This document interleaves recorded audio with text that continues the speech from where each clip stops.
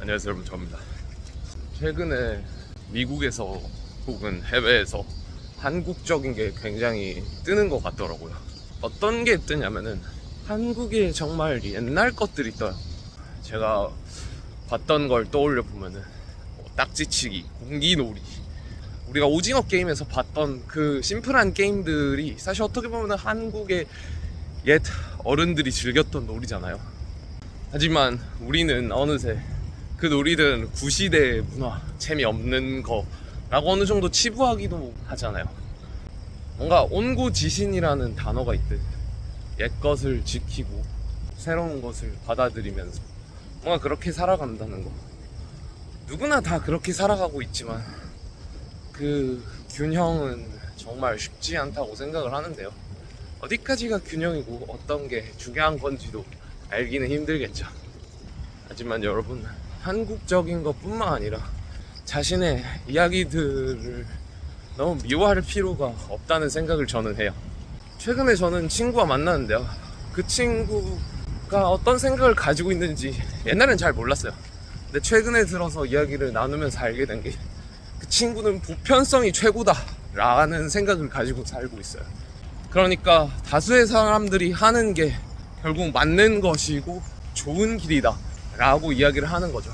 그래서 자신도 그렇게 하고 싶은 거고, 몇몇 소수의 천재들이 되고 싶은 마음도 없고, 정말 성공했을 때 멋있지만 가는 그 길을 자기가 응원해주고 칭찬해주는 거는 어렵기도 하다는 그런 말을 하더라고요. 왜냐면은 통계적으로 실패할 확률이 더 높으니까요. 저는 그 친구를 보면서 그것도 참 맞는 말이지 라는 생각을 했어요. 왜냐면 저도 살아가면서 그냥 대중을 좇고 보편적인 걸 쫓아가고 싶었거든요. 근데 저한테는 그것도 너무나 힘든 일이었어요. 대중을 좇는다는 건 뭘까? 그냥 내 옆에 사람의 행동을 따라하는 것. 그렇게 살면은 어찌됐든 옆에 사람만큼은 잘 살 수 있겠지, 이런 생각들도 많이 들었고. 하지만 세상엔 정말 다양한 사람들이 살아가고 있잖아요. 그 사람들의 다양성 속에서 과연 옆 사람을 좇는다는 의미는 뭐고, 또 그걸 쫓아갔을 때 나에게 남는 건 뭘까요?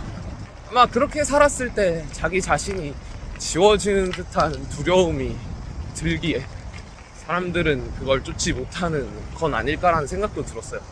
그건 그냥 따라하기 기계에 불과하지. 그랬을 때 나의 주체성은 마치 사라진 것 같은 그런 느낌이 들 테니까요.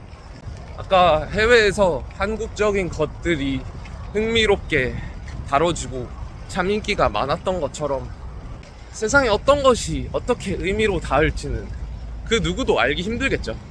그래서 저는 주체성이란 게 중요하다고 생각을 하는데요.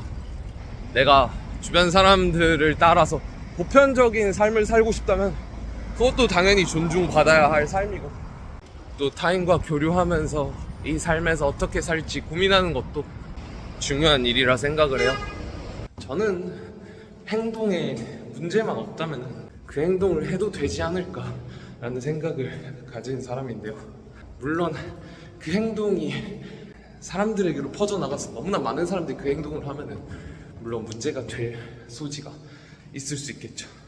하지만 그럼에도 보편성보다는 제가 좇는 길을 살고 싶은 저로서는 그 보편성이란 것도 제가 선택해서 나가고 싶은 마음이에요. 저는 그렇게 생각해요. 삶이란 어떤 게 맞는지 모른다는 거.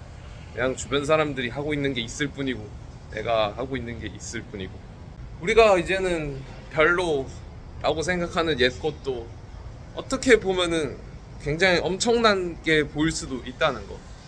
결국 이 세상이란 사람들이 어떻게 보고 있는지 나조차도 알 수 없다는 거. 그러니 대중을 좇는 길을 택하던 내가 맞다고 생각하는 길을 잘 고민해서 가던, 세상에 정답은 없으니까요. 내가 가는 길을 정답이라 만들면 되겠죠.